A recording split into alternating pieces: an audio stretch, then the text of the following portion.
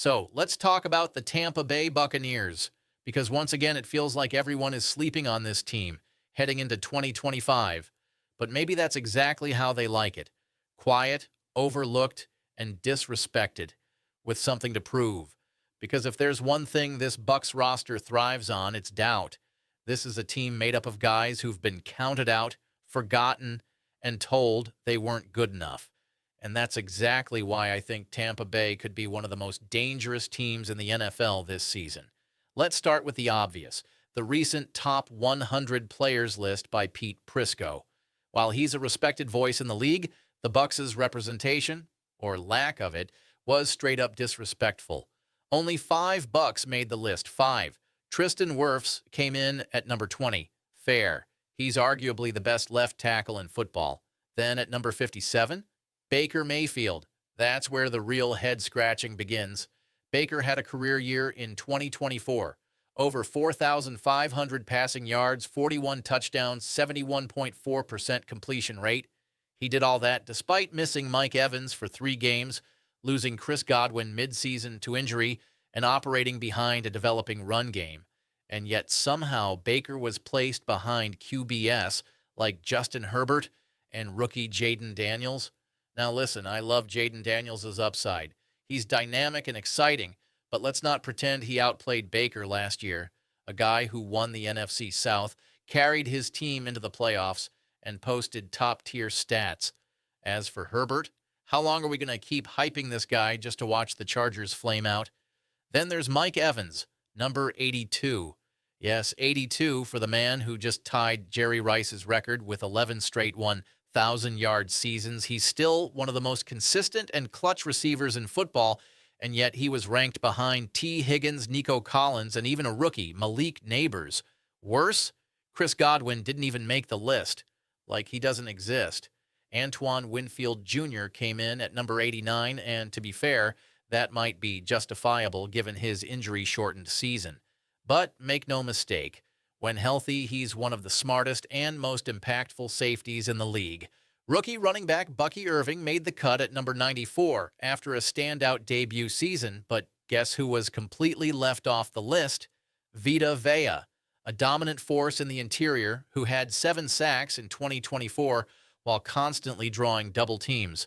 Lavonte David, still one of the most reliable linebackers in football, with 122 tackles, 5.5 sacks, and 3 forced fumbles in his 13th season.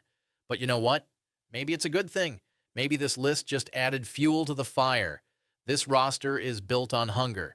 Baker Mayfield wants to prove he belongs among the elite. Mike Evans wants to remind the league he's far from done. Lavonte David is still chasing the respect he's earned over 10-plus years. Chris Godwin is coming back for redemption. And then there's Benjamin Morrison, Tampa Bay's second-round rookie corner. He's coming in with receipts. He was told by the Bills they'd draft him, and then they didn't. Now he's on a mission. He's not just a second-round flyer. If not for a late-season hip injury at Notre Dame, Morrison might have been a first-rounder. He's technically sharp, mentally advanced, and has already locked down top-tier college talent like Marvin Harrison Jr. One scout even compared him to Rond Barber, and while that's a big leap, the play style matches IQ, awareness, anticipation over athleticism. Morrison is going to be tested early. The Bucs face A.J. Brown, Tyreek Hill, Devontae Adams, Puka Nacua, and more. If he rises to the occasion, Tampa Bay might have found their next shutdown corner.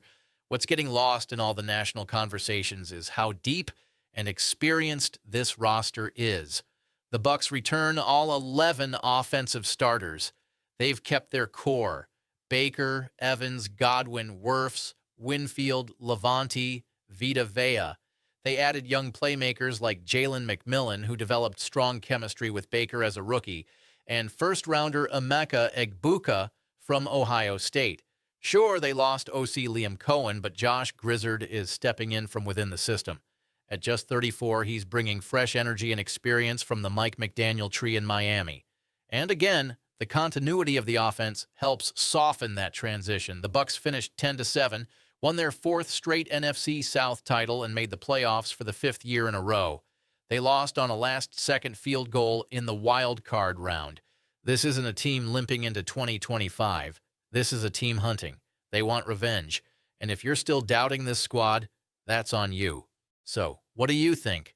Are the Buccaneers flying under the radar again, or are they about to crash the NFC party? Let me know your thoughts in the comments. And hey, if you enjoyed this breakdown, do me a favor, drop a like, hit that subscribe button, and turn on notifications so you don't miss any updates. We've got weekly NFL content, deep dives, and more Bucs coverage on the way. Your support seriously means the world, and it helps this channel keep growing. Until next time, keep sleeping on the Bucs at your own risk. Or